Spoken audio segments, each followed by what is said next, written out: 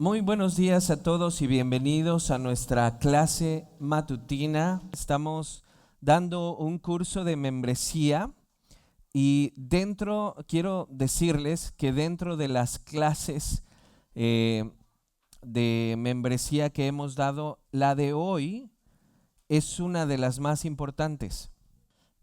Es una de las más interesantes y significativas de lo que es el curso de membresía. Hace 8 días nos preguntábamos cuándo fue la primera vez que se utilizó la palabra iglesia en el contexto cristiano y leímos Mateo 16, no sé si se acuerde, cuando Pedro y el Señor tienen ese diálogo acerca de que tú eres el Cristo, el Hijo del Dios viviente, y sobre esta roca edificaré mi iglesia, las llaves, el Hades y todo eso. Y Arnoldo traía a mi atención algo interesante que sí se me fue. Yo les dije que es la primera vez que se utilizaba, la primera vez. Y sí sería la primera vez que lo vemos en los escritos canónicos del Nuevo Testamento, por así decirlo, pero Arnoldo me decía, pastor, recuerde que hubo una traducción que fue la traducción de la Septuaginta, y es cierto, y eso se me fue. La traducción de las escrituras hebreas al griego, se llama Septuaginta, y los traductores utilizaron para el Antiguo Testamento, cuando era la reunión de la asamblea del pueblo de Dios, la palabra eclesía. Pero bueno, lo veremos mejor cuando regresemos a la historia de la iglesia. Pero volviendo a lo de hoy, creo que esta clase es una de las más importantes en cuanto a la membresía. Recuerden que el curso de la membresía es para que ustedes comprendan qué creemos y por qué lo creemos, y en libre conciencia pueda usted decir, esta es la iglesia en la que quiero estar y esta es la iglesia en la que quiero que mis hijos estén. Entonces vamos a su hojita de hoy, por favor. Voy a tratar de darlo todo, no me voy a detener mucho. Si tiene preguntas las podemos hablar después, no durante la clase, para que no me tarde tanto. Vamos a su hojita, por favor, la primera hoja. Después de que viéramos que el Señor instituye o va a comenzar su iglesia y le dice a Pedro, esta es mi iglesia y sobre esta roca la edificaré y las puertas del Hades no prevalecerán contra ella, y yo le doy la llave y todo lo que ate y todo lo que desate. Después de eso la iglesia comienza en Mateo 28, le dice, vayan por todo el mundo, yo estoy con ustedes hasta el fin. Y lo que quiero hacer el día de hoy es tratar de abarcar desde ese tiempo que el Señor dijo vayan hasta más o menos el tiempo de la Reforma, con puntos importantes de la historia, puntos importantes. Veamos el primer párrafo de su hoja y dice, panorama histórico de la iglesia. Uno de los errores, cada palabra que doy es importante, hermanos. Uno de los errores que muchas iglesias protestantes han cometido, uno de los errores que muchas iglesias protestantes han cometido es rechazar y no estudiar la historia de la iglesia. Yo no sé si ustedes en alguna otra congregación que han asistido antes han escuchado un curso de la historia de la iglesia. Es raro.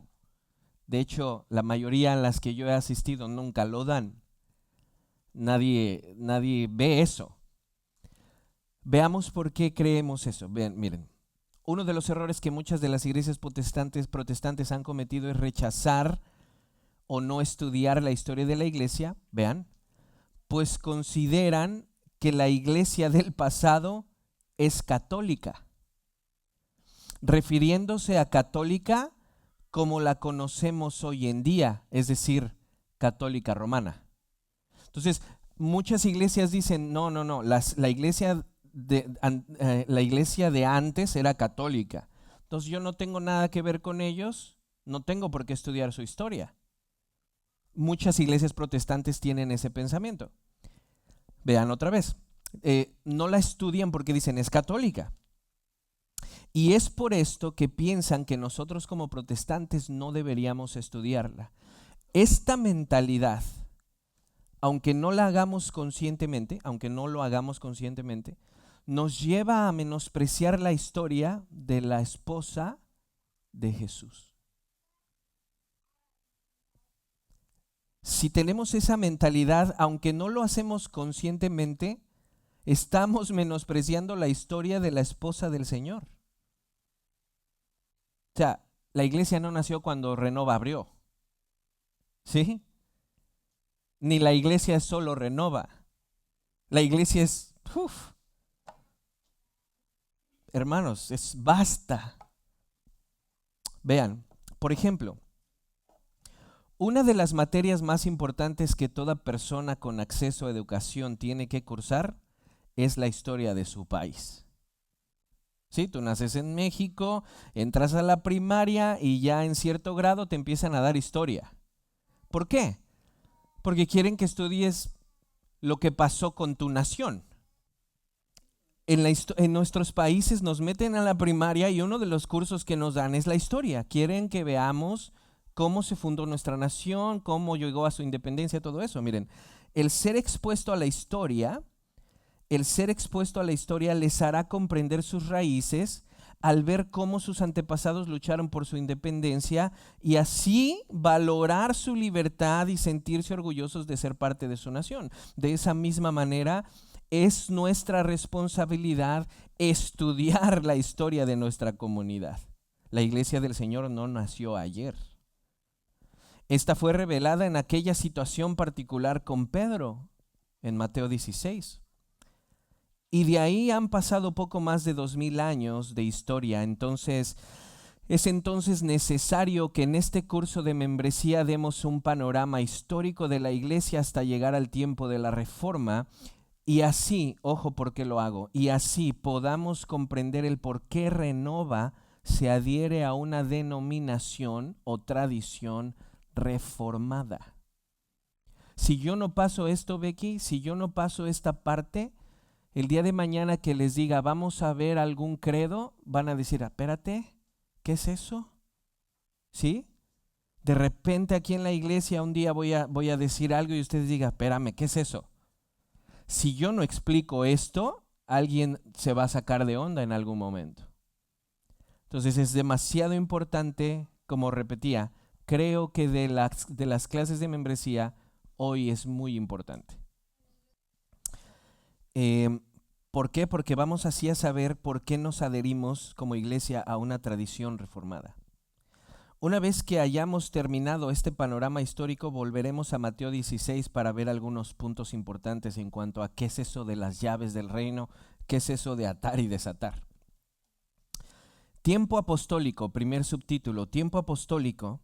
Estas fechas que les doy no son exactas, un rango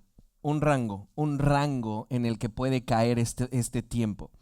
Tiempo apostólico. El tiempo apostólico es sin duda alguna, el más significativo en la historia de la iglesia.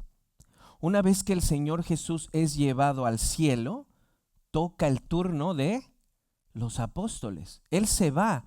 Una persona que es atea, que no cree en nada de religión y esto dijo, si Jesús se hubiera ido y sus apóstoles no escriben, hubiera quedado probablemente en el olvido. Dijo este ateo, ¿no? Dijo, pero es el trabajo de Pablo, Pedro y Bernabé lo que logró que sepamos hoy de él, dice, porque él no escribió nada. Jesús no escribió nada. Entonces dice, es tan importante, él se va al cielo y los apóstoles se quedan. Entonces el tiempo apostólico es sin duda el más significativo. El trabajo de ellos, ojo acá, el trabajo de ellos es legislar. Ellos crean leyes, leyes que ustedes y yo ya no podemos hacer. Hoy en día, Hugo, yo no puedo venir a dar nuevos mandamientos porque yo no soy un apóstol. Ellos sí. Entonces ellos legislaron, regularon y pusieron el fundamento sobre el cual la iglesia sería construida. Es un tiempo como ningún otro, ¿me explico? Los que trabajan en construcción saben que cuando pones el fundamento, no vuelves a poner otro fundamento y luego otro fundamento y luego otro fundamento. Pones el fundamento de la casa y una vez puesto empiezas a construir. Nosotros no ponemos fundamento, ellos ponen fundamento. Nosotros construimos con lo que ellos nos enseñaron. Por eso es tan importante este tiempo. Continúo.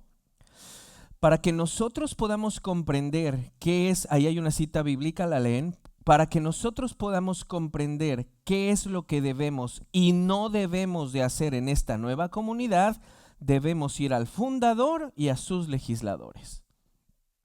Ellos, como voceros autorizados de Cristo, nos dan las instrucciones e interpretaciones de todo lo que se ha escrito y todo lo que será después de ellos.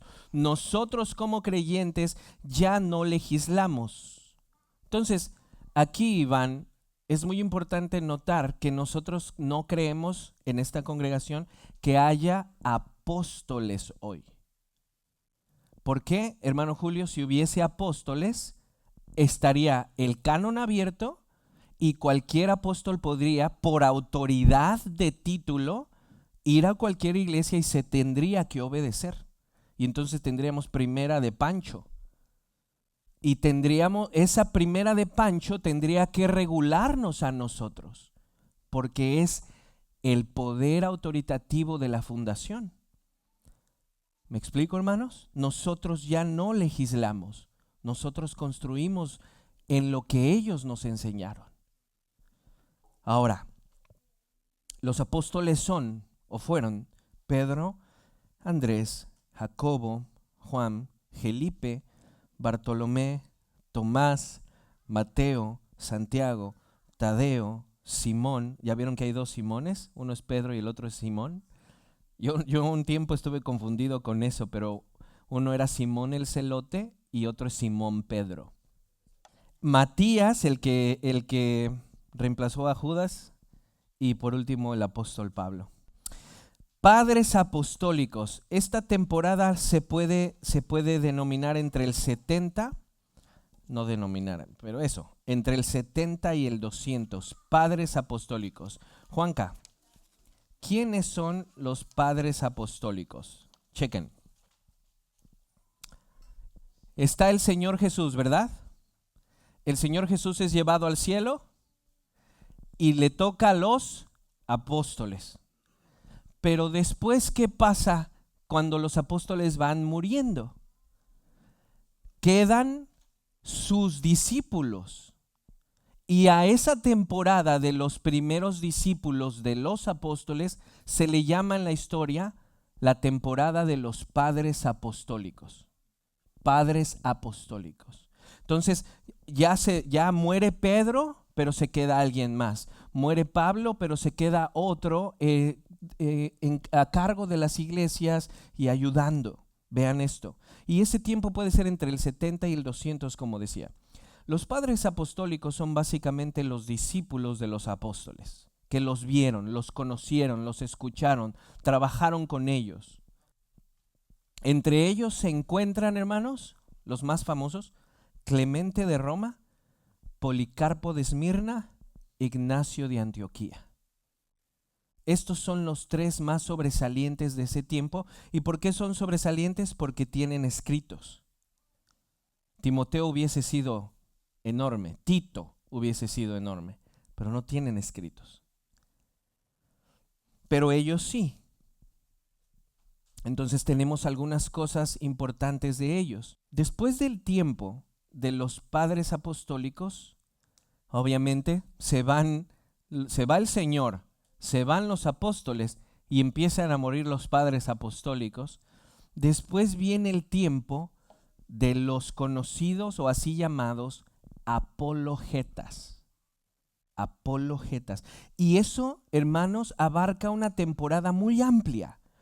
¿Qué es eso de apologetas? Miren, después de los padres apostólicos llegan los apologetas.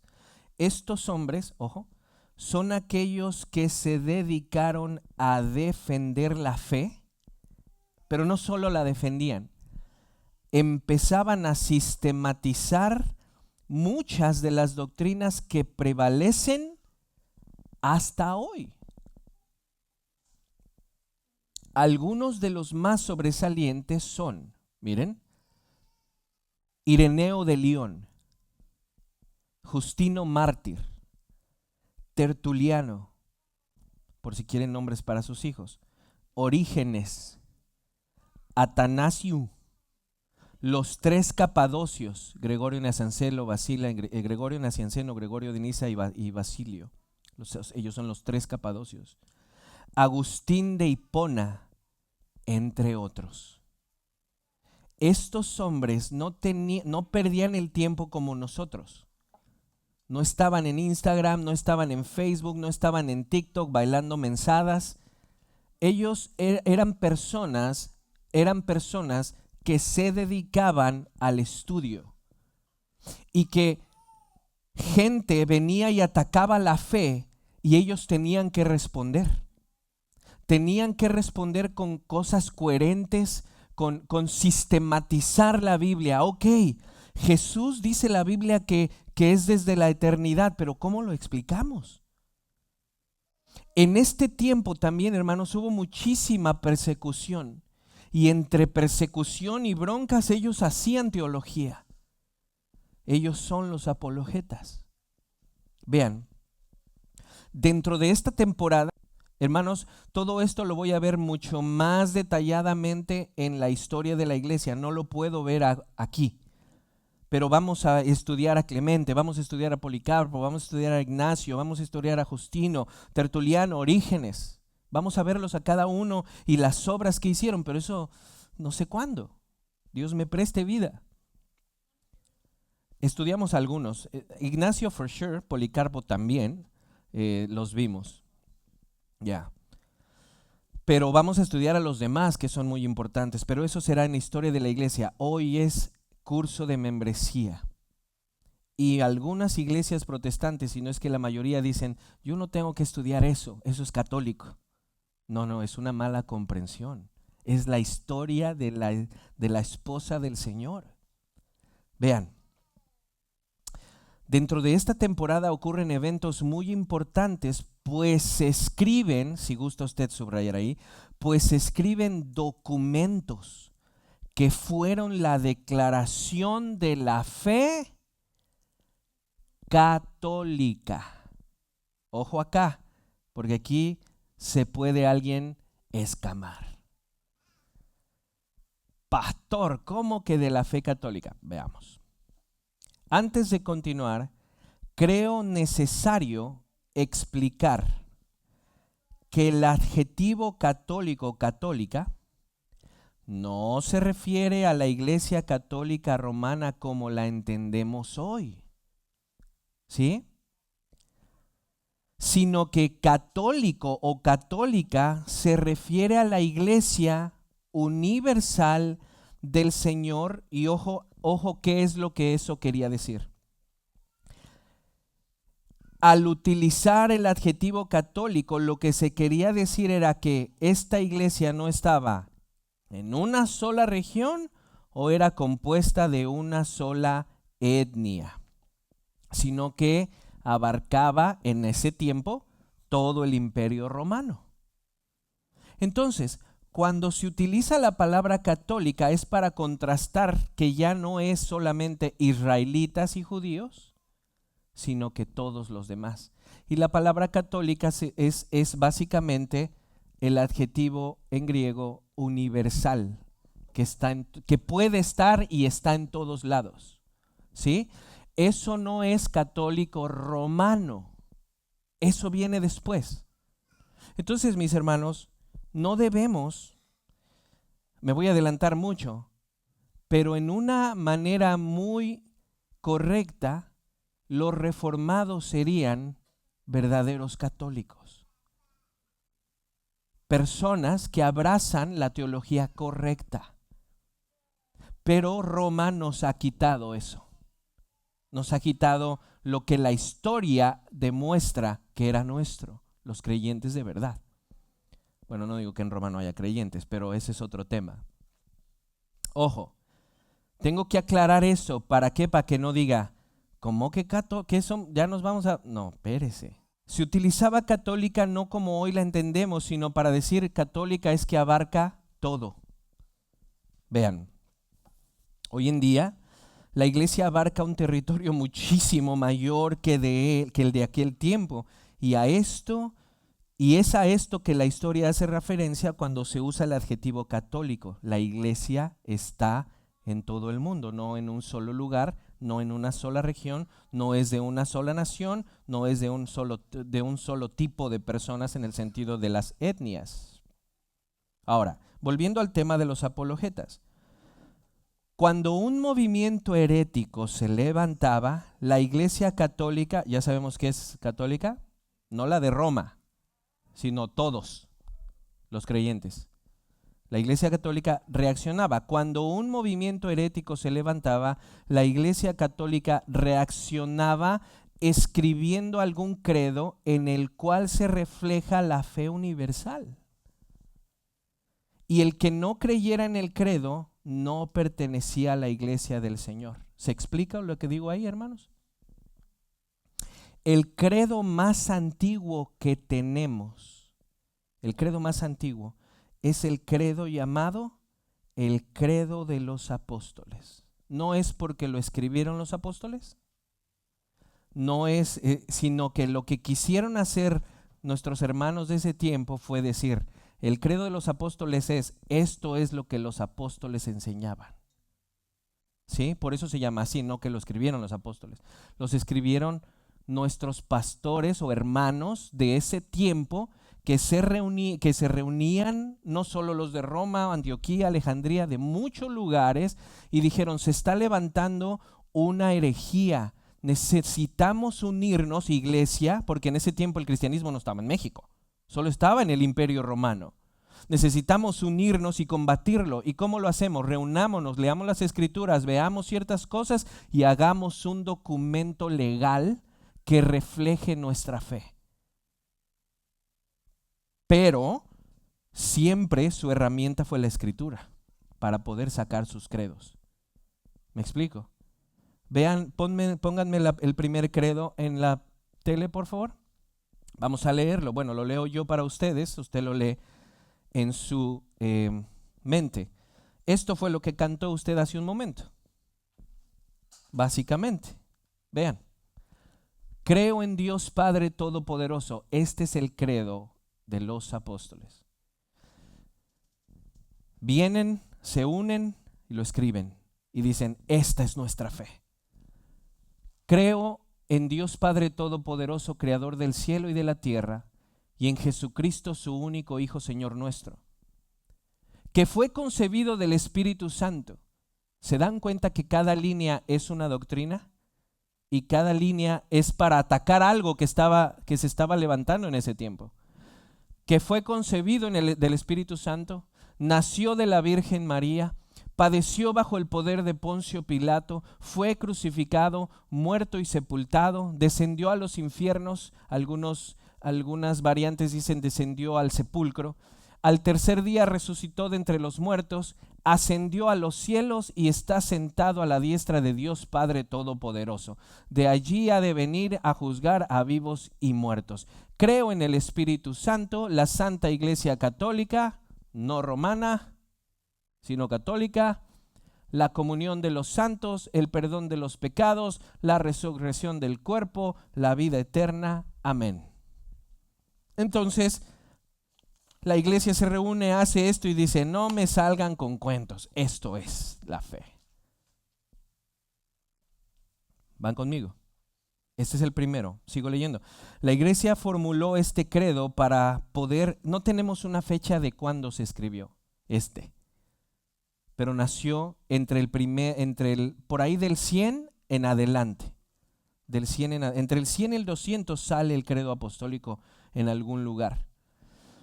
La iglesia formuló este credo para poder defender la fe cristiana, o como decía ahí, católica, pero en el buen sentido de la palabra. Y así contrarrestar los movimientos heréticos. Pastor Jesse, le quiero pedir que me ayude con esto. Tenemos 3 casas de estudio. Quiero que se dividan la tarea entre las 3 casas, y si usted me puede ayudar a ver a qué casa le pone cada tarea, por favor. Aquí sería la primera tarea: investigar ante qué movimiento herético fue que la iglesia formuló el credo de los apóstoles. ¿Cuál va a ser la tarea? Investigar ante qué movimiento herético fue que la iglesia formuló el credo de los apóstoles. ¿Qué estaba pasando? Que lo hicieron, que lo tuvieron que hacer. Más adelante en la historia ocurre lo que es conocido como, ojo acá, este es otro título importantísimo, Mari. Más adelante en la historia ocurre lo que es conocido como el primer concilio ecuménico de la iglesia. Este concilio se llevó a cabo, y aquí sí tenemos fecha. Este concilio se llevó a cabo en el 325 después de Cristo en un lugar llamado Nicea. A este concilio, vean hermanos, a este concilio asistieron alrededor de 250 pastores, llamados en ese tiempo obispos. Ahora, aquí tenemos que aclarar otra vez, ecuménico, eso me suena raro. Aquí es importante aclarar que el adjetivo ecuménico simplemente denotaba en ese tiempo la reunión de todas las iglesias en un solo lugar. ¿Me explico? Por ejemplo, hoy en día ecuménico significa reunir personas de diferentes religiones con el fin de unirse. Hoy en día, judío, musulmán, católico, cristiano, vamos a reunirnos. Hoy en día a eso se le llamaría ecuménico, pero en ese tiempo no se refería a ecuménico en ese sentido. ¿Ecuménico en qué sentido? En que las iglesias que están repartidas en todo el imperio venían y se unían para tratar un tema. ¿Me explico? Entonces no nos asustemos ni del adjetivo católico ni de ecuménico, porque no estamos diciendo que nos vamos a unir con todas las religiones. No, estamos diciendo que en ese tiempo se utilizaba para decir la iglesia del Señor, que no está en un solo lugar, se está reuniendo en un lugar para llevar a cabo una asamblea de 250 pastores y ahí tratar un tema. Y no se trata del resultado de uno que dijo alguna cosa o 250 personas que leían las escrituras, que vivían para el Señor, que venían a atacar lo que en aquellos momentos se estuviese levantando. Aquí hay una, no sé si puedo decirle leyenda, porque creo que sí es verificable, pero en este lugar, en este concilio, estaba Santa Claus, uno de los pastores, y que en medio del drama de la reunión, cuando uno dijo que Jesús no era Dios, le dio un cachetadón, hermanos. Pero cachetadón, por blasfemo, dice. Dijo alguien, Jesús no es Dios, Jesús es una creación de Dios. Y lo siguiente que sintió fue la mano de Santa. Dijo, vengo a repartir cachetadas y juguetes. ¿Y qué creen? Se me acabaron los juguetes. Ahí en ese concilio que se cree que estaba Santa. Bueno, lo que conocemos como Santa, que era un hombre de dinero y se dedicaba a ayudar a los pobres. Vean, hermanos, este concilio es entonces en el 325. A este concilio asistieron alrededor de 250 pastores. Aquí es importante aclarar que el adjetivo económico, bueno, ya lo dije. Este concilio se trató o se reunió para tratar un tema, importantísimo. Vean la pregunta, ¿es Jesús Dios o una creación de Dios? ¿Sí? ¿No creen que eso es un tema importante? En el imperio se andaba diciendo, no, es una creación. No. ¿Qué hizo la iglesia? Espérame tantito, nos tenemos que reunir. Convoquen a la iglesia de Alejandría, de Antioquía, de Roma, de Constantinopla, que vengan. Bueno, lo explicaré en la historia de la iglesia. ¿Es Jesús Dios? El fruto de este concilio fue otro credo, el cual de hecho, hermanos, es uno de los más significativos e importantes de la historia y es conocido como el credo niceno. Vamos a leerlo. Como se estaba debatiendo un poco quién es Jesús, vean lo que ahora dicen. Dicen algo del primer credo apostólico, pero adhieren cosas. Vean, creo en un solo Dios, creo en un solo Dios. Padre todopoderoso, creador del cielo y de la tierra, de todo lo visible y lo invisible. Creo en un solo Señor, y ahí ya se refiere a nuestro Señor. Hijo único de Dios, nacido del Padre antes de todos los siglos, Dios de Dios, luz de luz, Dios verdadero de Dios verdadero, engendrado, no creado. ¡Pum! El ataque a los que estaban en ese momento. Engendrado, no creado. De la misma naturaleza del Padre. Tómala. De la misma naturaleza del Padre, por quien todo fue hecho, que por obra del Espíritu Santo se encarnó de María, la Virgen, y se hizo hombre, y por nuestra causa fue crucificado en tiempos de Poncio Pilato, padeció y fue sepultado y resucitó al tercer día, según las Escrituras, y subió al cielo y está sentado a la derecha del Padre, y de nuevo vendrá con gloria para juzgar a vivos y muertos, y su reino no tendrá fin. Creo en el Espíritu Santo, Señor y dador de vida, que procede del Padre y del Hijo, que con el Padre y el Hijo recibe una misma adoración y gloria. ¿Ya vieron eso? Una misma adoración y gloria, y que habló por los profetas. Creo en la iglesia, que es una santa, católica y apostólica, no romana. Confieso que hay un solo bautismo para el perdón de pecados. Espero la resurrección de los muertos y la vida del mundo futuro. Amén. El resultado de 250 y tantos, en un debate caluroso, después de mucho estudio, formulan esto. Entonces, a veces nosotros escuchamos herejías que ya se debatieron hace años, pero no las conocemos ni tenemos herramientas para enfrentarlas porque no hemos estudiado la historia de la iglesia. Este es uno de los credos más importantes de la historia. Es aquí, vean, ojo lo que pongo aquí, es aquí donde de manera universal se está declarando en papel la doctrina trinitaria. Si bien Tertuliano, uno de los apologetas, es uno de los primeros, Tertuliano, años atrás, siglos atrás, es el primero en utilizar el término una misma sustancia y tres personas. Él ya lo había usado. Es en este documento donde se establece la doctrina trinitaria. No que no existía la Trinidad, hermanos, pero no había sido puesta en papel y explicada de esta forma. Pasaron años. Tarea, tío, por favor, una vez más, investigar contra quién fue que la iglesia estaba luchando cuando formuló este credo. ¿Qué era lo que enseñaba ese movimiento? ¿Y quién es el obispo que más sobresalió para bien?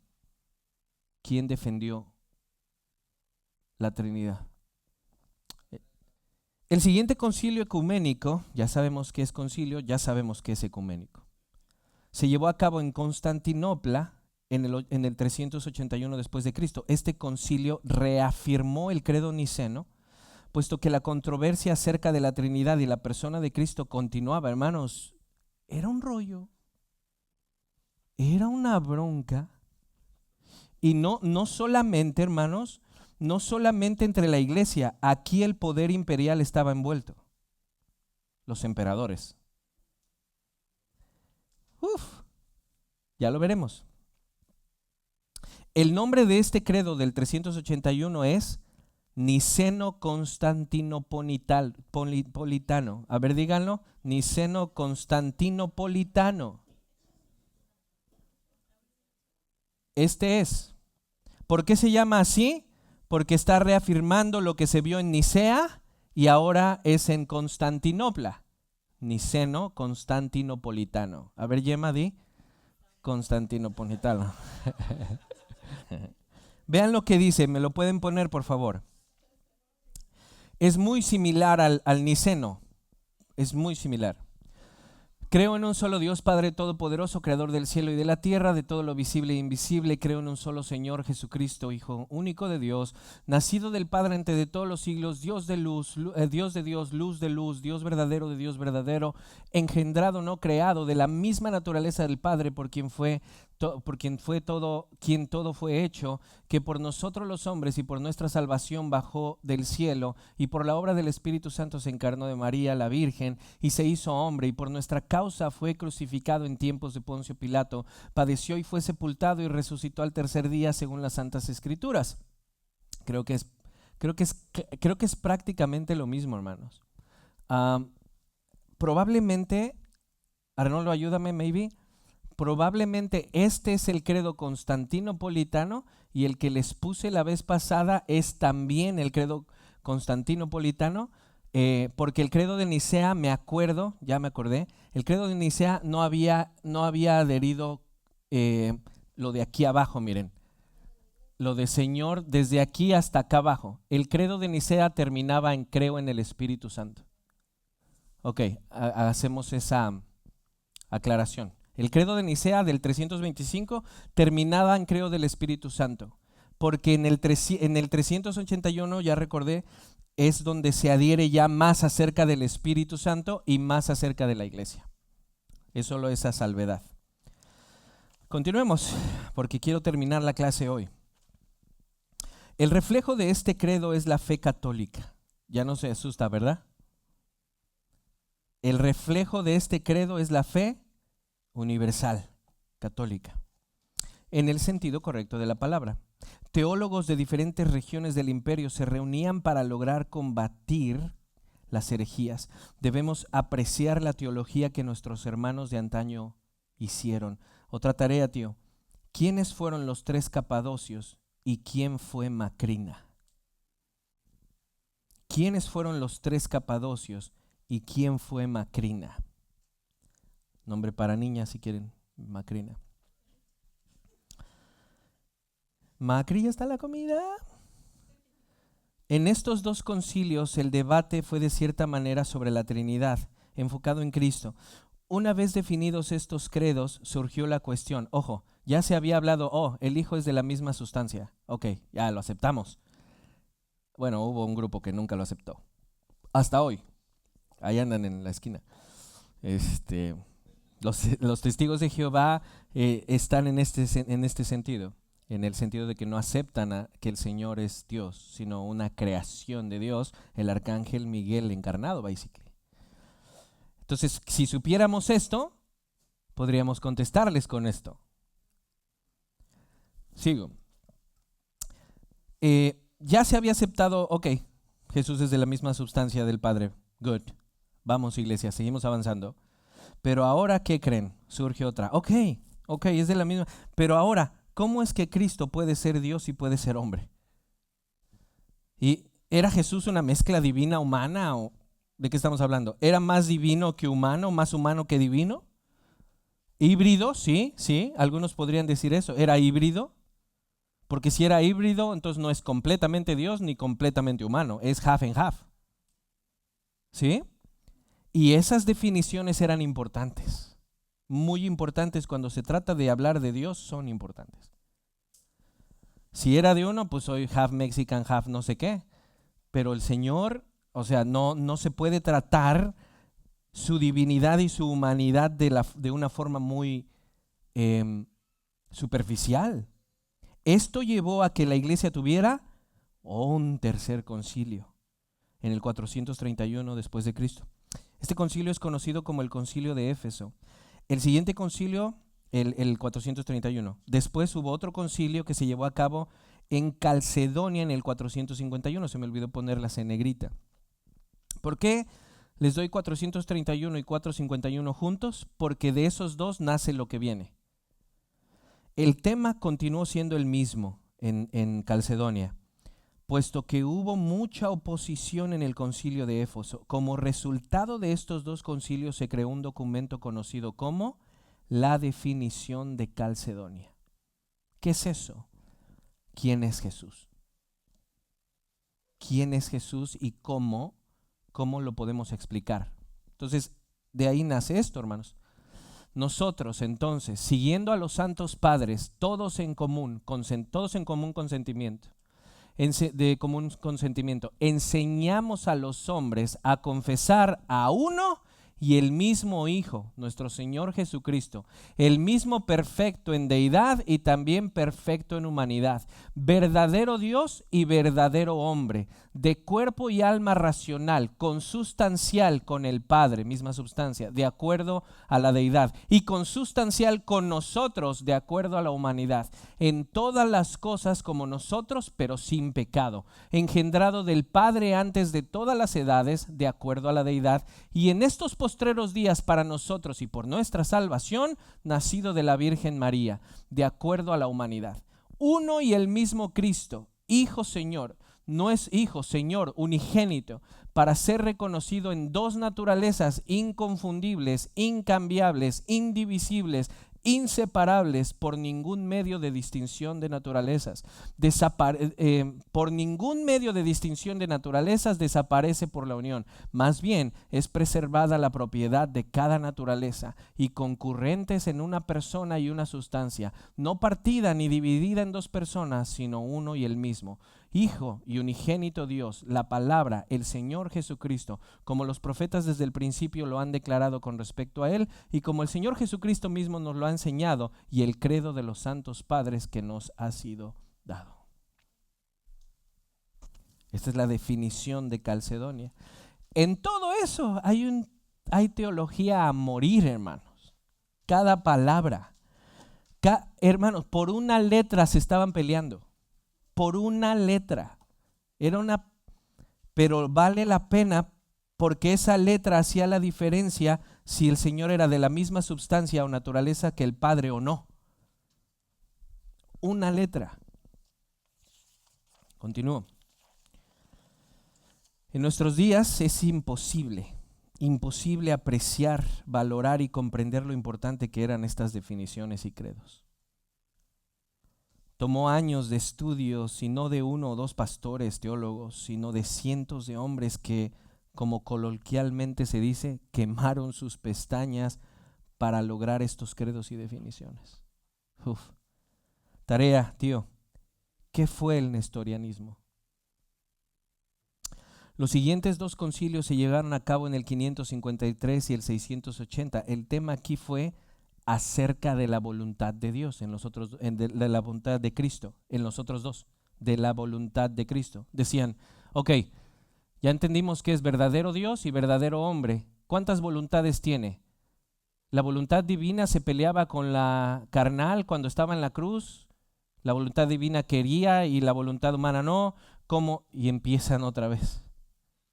Pero siempre en respuesta a alguien que estuviera diciendo algo incorrecto.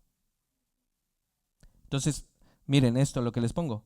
Me es difícil lograr abarcar toda esta temporada, puesto que nos llevaría mucho tiempo, pero quisiera pedir a mi bella iglesia, que no es mía, pero sí, que investiguen lo siguiente. Otra tarea, tío. ¿Qué es el monofisismo y qué es el monotelismo?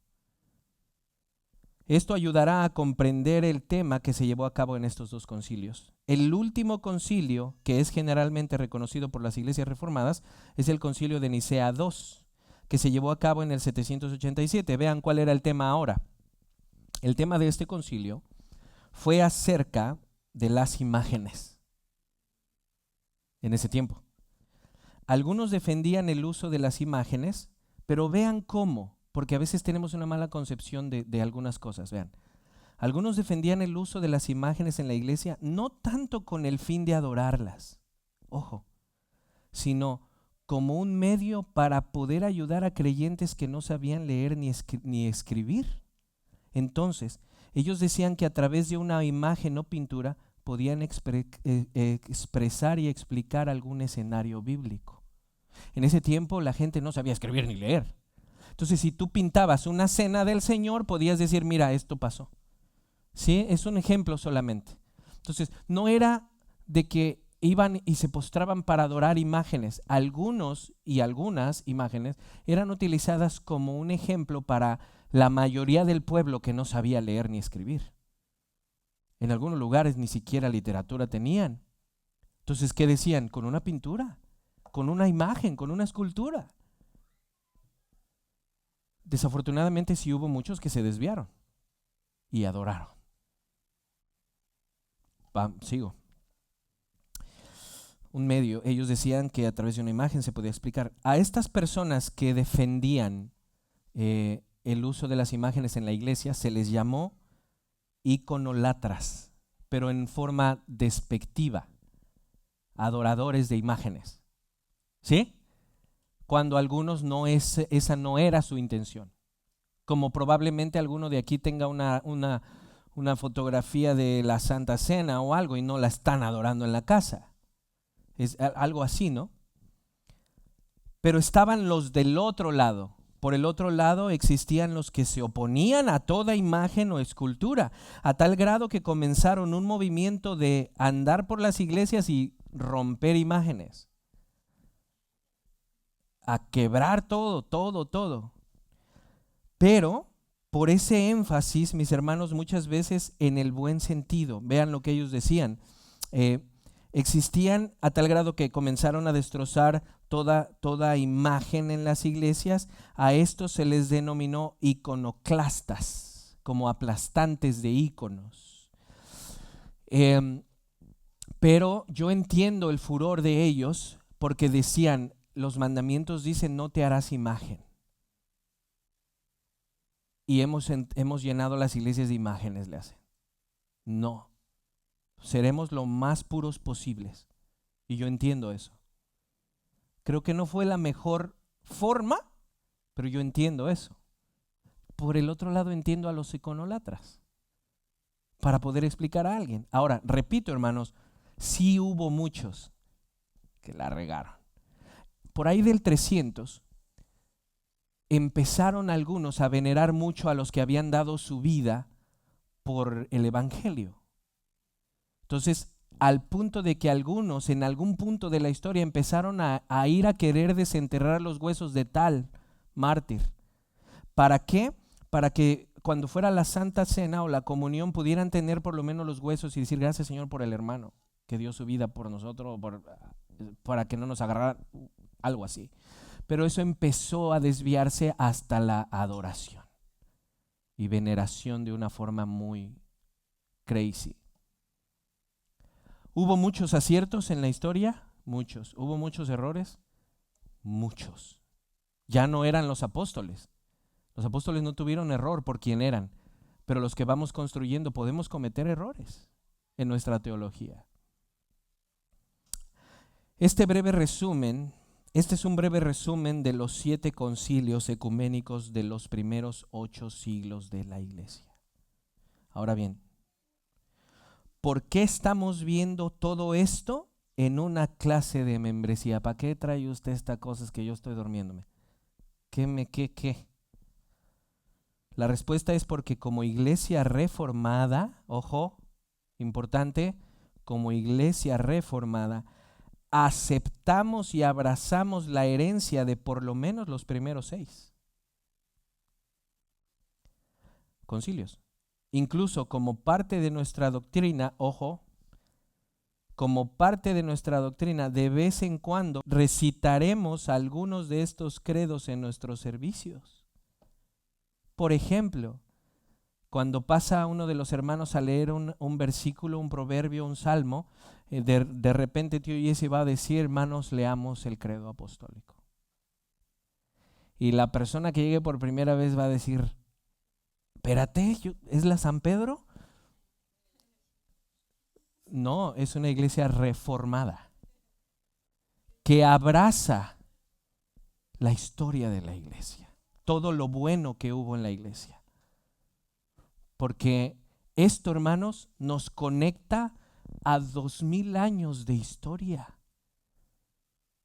que nuestro Señor llevó a su iglesia entre todo esto. Recuerden la soberanía de Dios la voluntad del hombre en un sentido, Él hace por medio de nosotros. Entonces, si un día, por eso es importante la clase de membresía, y yo quería que estuvieran todos aquí, porque el día que diga, leamos el credo niceno, a la hora de antes de empezar la predicación, alguien diga, espérate, ¿qué es esto? Pues espérate, tú que no viniste a la clase de membresía. ¿Sí? Vean, de vez en cuando recitaremos algunos de estos credos en nuestros servicios. De esa manera nos unimos a la teología que el Señor, a través de la historia y su iglesia, ha desarrollado para combatir herejías. Tienen una nota al pie, que es una herejía. Una creencia, doctrina que se opone o desvía significativamente de la enseñanza oficial de las Escrituras y la iglesia. Es decir, alguien no me puede venir a decir que Jesús no es Dios de la misma sustancia, porque eso es una herejía. ¿Por qué es herejía? ¿Porque yo digo? No, porque a través del estudio de las Escrituras está incorrecta. Eso es una herejía. La iglesia del Señor tuvo muchos aciertos, pero también hubo muchos que se desviaron. El papado comenzó a tomar fuerza en el siglo V, hermanos. Para el siglo IX, con el advenimiento de Carlomagno, el papado toma un poder impresionante. La iglesia ya no era católica en el sentido de los primeros concilios, sino que ahora comenzaba a ser católica romana. Un énfasis en Roma, los emperadores, el poder, la riqueza. Estamos hablando ya del siglo V empezó esa fuerza. ¿Por qué? Yo les dije que me iban a recuperar el tiempo de hace 8 días, I'm sorry. Denme tantito. Roma empezó a caer por ahí del 450 en el lado occidental. Roma, el imperio romano estaba dividido en dos, Oriente y Occidente. En Occidente, el emperador perdió mucha fuerza. En Constantinopla, eran 2 emperadores. El patriarca de acá era muy fuerte, pero acá el emperador empezó a perder mucho poder. ¿Y quién creen que empezó a elevarse? El obispo de Roma. Entonces, el primero que nosotros conocemos como papa, papa en el término de hoy, sería León y después Gregorio. Gregorio ayudó muchísimo cuando Roma empezó a decaer. Gregorio, de no ser por muchas de las cosas que hizo Gregorio, Roma hubiera colapsado. Pero Gregorio le ayudó. Entonces, ¿qué pasó? Empezaron a ver al Papa de Roma como una figura gubernamental más que religiosa, porque él incluso tuvo que hacer tratos con la gente, los germanos, ostrogodos, visigodos y francos que venían a conquistar. Él tuvo que ir a hacer tratos con ellos para que no conquistaran Roma. Y el emperador por allá, ¿qué pasó? Empezó a tomar fuerza. ¿Hizo muchas cosas buenas Gregorio? Sí. Pero a la vez empezó a tomar un poder que realmente no era de Roma nada más, la iglesia era toda. Pero ahí empieza Gregorio a crecer y el papado. Vean,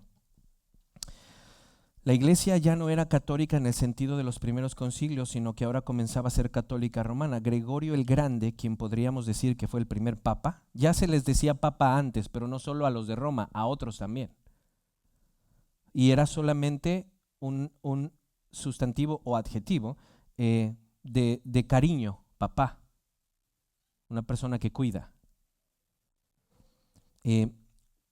Gregorio puso las semillas doctrinales de lo que después sería conocido como el purgatorio, hermanos. Él. Y así muchas desviaciones fueron surgiendo. Vuelvo a repetir, la iglesia formuló grandes credos, pero también hubo muchos que se desviaron. En los siglos IX, Oigan, en los siglos noveno al quinceavo, la simonía, nota al pie, ¿qué es simonía? La compra y venta de cargos clericales. Ojo acá, hermano Julio, llegó un punto que el Papa de Roma empezó a tener territorios para él y para muchos de los encargados. Entonces la gente empezó a codiciar el puesto, no por obispo de cuidar ovejas, sino por todo lo que venía con ello. ¿Qué pasó? Viene la simonía. ¿Qué es eso? Comprar el puesto. Te doy acá y soy el obispo de Roma. Y no solo de Roma, de otros lugares también empezó a haber mucho problema, mucha pudredumbre. ¿Hubo muchas cosas buenas? Sí, mucho, muy bueno. No podemos echar a la basura 2000 años de historia. Pero a la vez tenemos que filtrar esa historia y ver que muchas cosas fueron incorrectas. ¿Por qué se le dice simonía? ¿Se acuerdan de Simón el mago que quiso comprar con dinero los dones del Espíritu? Y que se le dijo, tu dinero perezca contigo. Por eso se le puso simonía, por querer comprar con dinero el puesto clerical, que antes era para cuidar de la iglesia, para estar en concilios, y ahora se volvía una fuerza política que quería un terreno y más oro y más poder. La simonía estaba al orden del día. Las indulgencias eran el tema principal en la doctrina católica romana en aquel tiempo. ¿Quieres perdón de pecados? Compra esto, haz esto. ¿Quieres que tu pariente muerto salga del purgatorio? Trae esto. Vean, hermanos, lo vuelvo a leer. En los siglos noveno y desde antes ya había muchos problemas, pero hubo también mucha luz. En los siglos noveno al quinceavo, la simonía estaba a la orden del día. Las indulgencias eran tema principal en la doctrina católica, no universal, ahora romana, porque ya no había otra cosa. Roma tomó todo el poder. Bueno, estaba la Iglesia del Oriente, pero hablaremos de ella después. El latín predominaba como la lengua oficial en la que se debía de llevar a cabo el culto. ¿Quién entendía? Solo algunos, solo algunos. El latín. El acceso a la Biblia era limitado. Mayormente los prelados, no pelaos, prelados, monasterios y demás eran los que podían disponer de la Biblia. La gente no, ni siquiera sabían leer muchos. En medio de este contexto, el Señor comienza a levantar los corazones de algunas personas para lograr lo que hoy conocemos como la Reforma Protestante. Entonces, los de la Reforma empezaron a ver que Roma no era la iglesia de los primeros 6 siglos, 5 siglos. ¿Qué hicieron ellos? Volvamos a nuestras raíces. Volvamos a nuestras raíces, o muéstrame con la Biblia que lo que dices es cierto.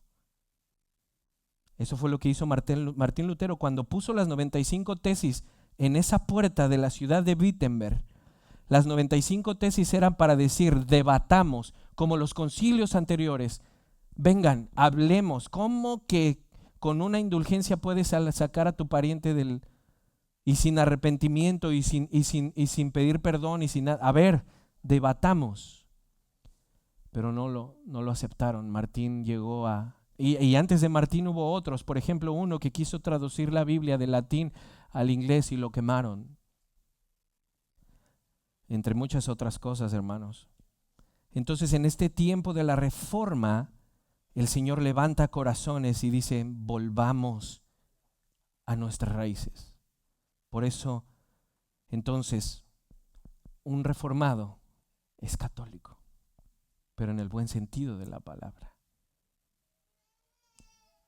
Una iglesia reformada es católica, pero en el buen término de la palabra.